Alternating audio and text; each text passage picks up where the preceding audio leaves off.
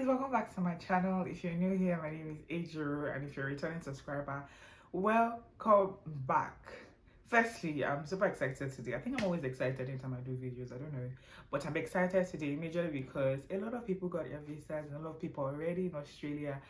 And I appreciate when people reach out and be like, oh, I'm on my way, or I'm in Australia now, or something like that. It just makes me feel like, yes, we're building the Nigerian community in Australia. Yippee! More of us, it's always a good thing. But with that in question, there has been something else that has been an issue, and that is getting accommodation. A lot of times I also get messages of, oh, I'm trying to get accommodation. What do I do? Where do I search? How do I start? What information do I need? Because the Australian accommodation process is pretty different from most countries, I would say.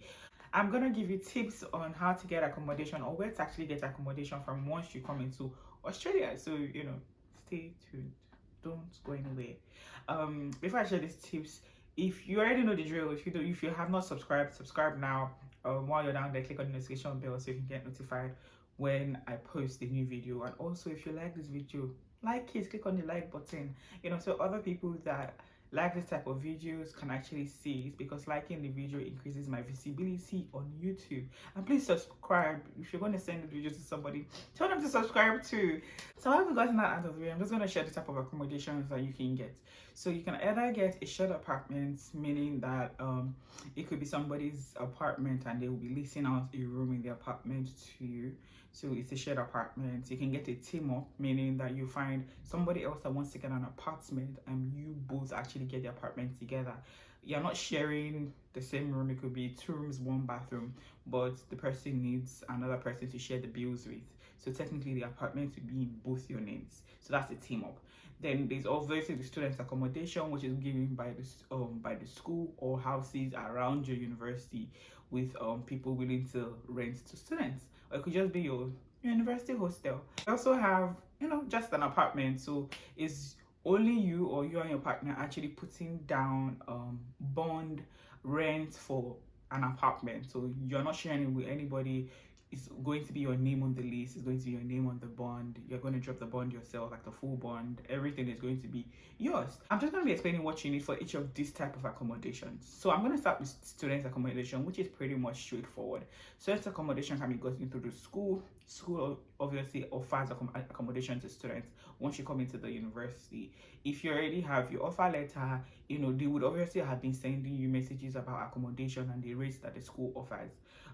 Usually the rates are a bit expensive, and they have different types of accommodation. So it could be you alone in a room, so it could be a 1-bedroom, not a studio, a 1-bedroom, so a room, parlor, toilet and bathroom. Or it could go up to 5 or 6 people in a room, whereby maybe there are 5 rooms and then there are 3 toilets and 2 bathrooms, depending on that. And I think a disclaimer I would want to put out there is that not a lot of the accommodations are en suite. So in a 3-bedroom house, it might be only 1 room that will be en suite, and then they'll have 1 other toilet and bathroom to share. I don't want to say in this part of the world they don't believe in putting all the rooms as en suite unless you're building yourself, but from all the apartments I have checked, not a lot. I haven't seen any of that room except from the master bedroom that is actually en suite. Sometimes you get 2 rooms that are en suite, but potentially there's going to be 1 room that has to share with like the visitor's toilet, and some other things. It's your preference. If you don't like situations like that, like me, when I was searching for an accommodation, I was really particular about the toilet because I didn't want to share my toilet with anybody, or my toilet and bathroom with anybody. So my search was basically for an en-suite room. So coming into the country, if you've looked at the student accommodation, it can be pretty expensive sometimes. And you're like, oh no, I don't want that. You can also go for the shared accommodation. Shared accommodation is what I did when I first came to Australia. I think I'm talking too fast. But shared accommodation is what I did when I came to Australia. I found people who were leasing out a room in their apartment around my university. I did this because I didn't want to spend so much time trying to get to my university. I was new in the country. I also wanted to not have to stress about getting the bus. I wasn't used to the bus system or the train system. So I tried to find an accommodation that was close to my school, which is the best thing to do. Sometimes it depends on what your school is. If your school is in a CBD like mine was, it means that the rent will be expensive. But I felt that what I spent in accommodation, I saved it in transportation. So it could be anything for you. It could be you willing to say, okay, I'm willing to spend more in accommodation and I don't have to spend, so much in transportation like I did. Or you're like, oh, I don't mind. I want to see places. I want to get I want to get missing and find my way. That's how we get, used to the country and, take a place that's far away and cheaper. But if your school is in a CBD, typically it's going to be more expensive. The accommodation around the school is going to be more expensive. So you have to put that in mind.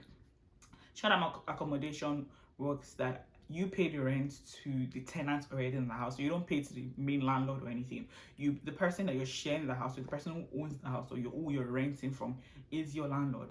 So typically you pay the rent to that person. And what that means is that your rent can either be inclusive of bills, meaning electricity, gas, internet. Some people want to add Netflix and they're just, trying to just attract people. But typically that's what they do. So you pay the rent to the tenants. And it could range from, honestly, say $100, $150 per week to about $350, depending on where you're getting from.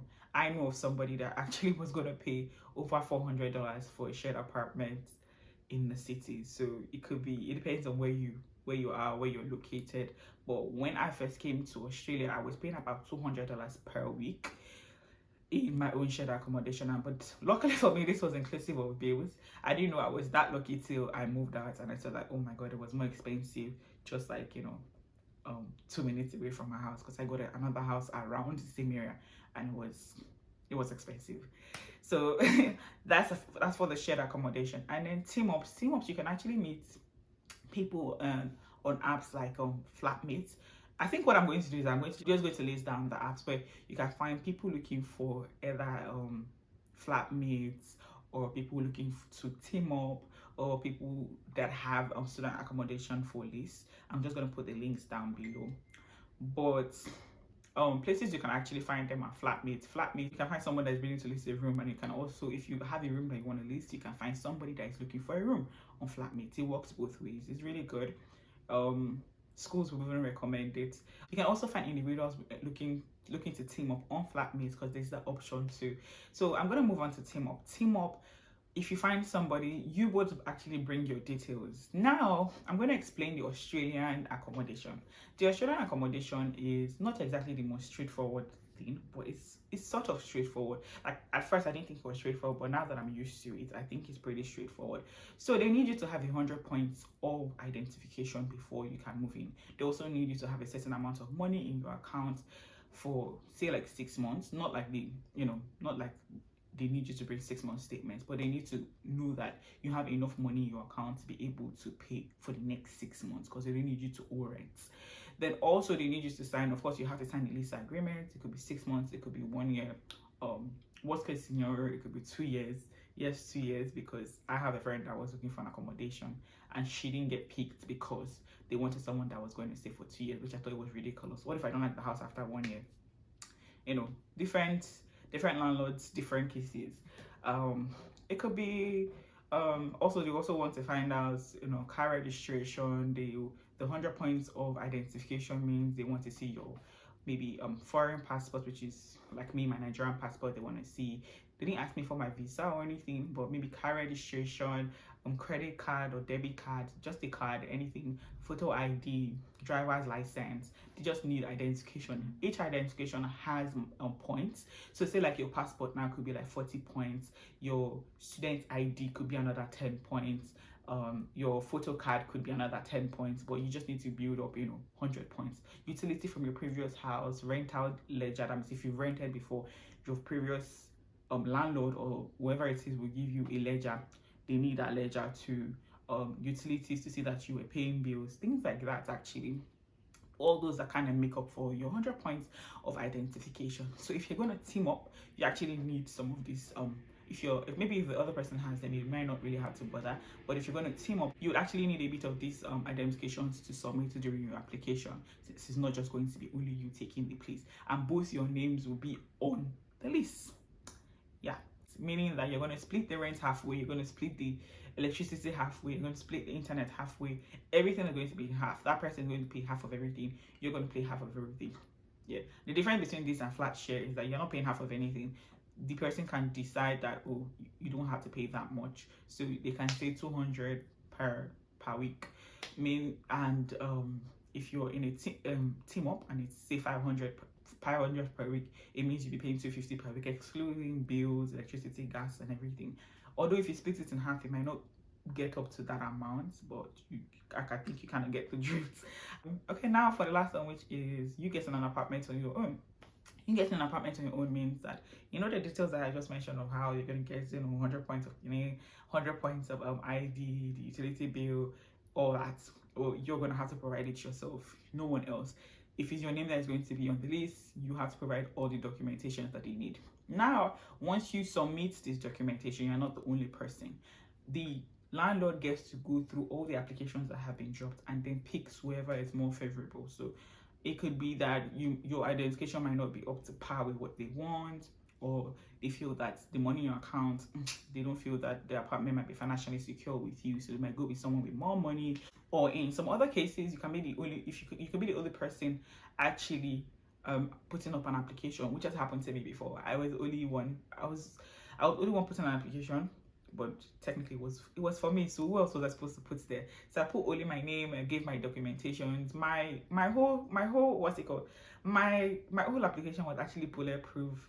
I had what they were looking for. I had the money. I had the ledger. I had everything.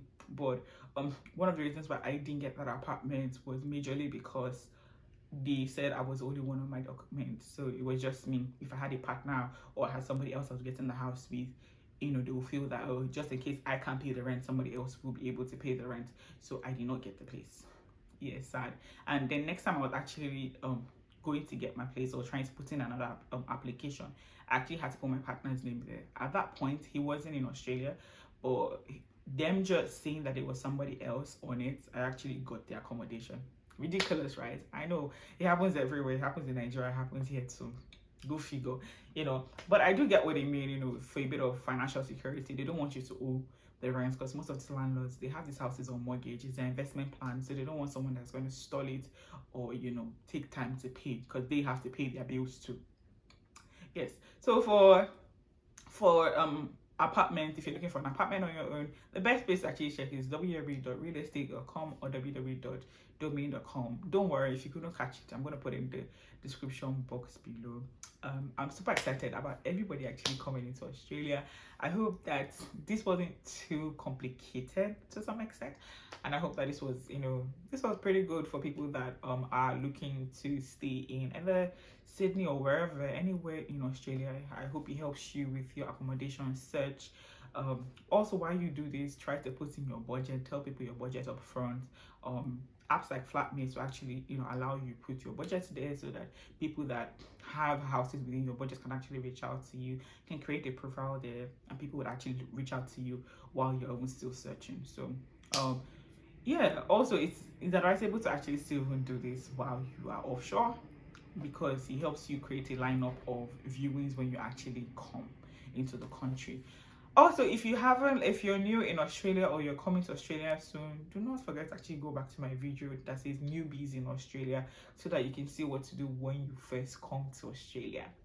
If you managed to stay to the end of this video, thank you so much for staying to the end. I hope you liked it. If you liked it, click on the like button and also click on the notification bell so you can get notified when I post a new one. And don't forget to subscribe. Thank you. See you in my next one. Bye.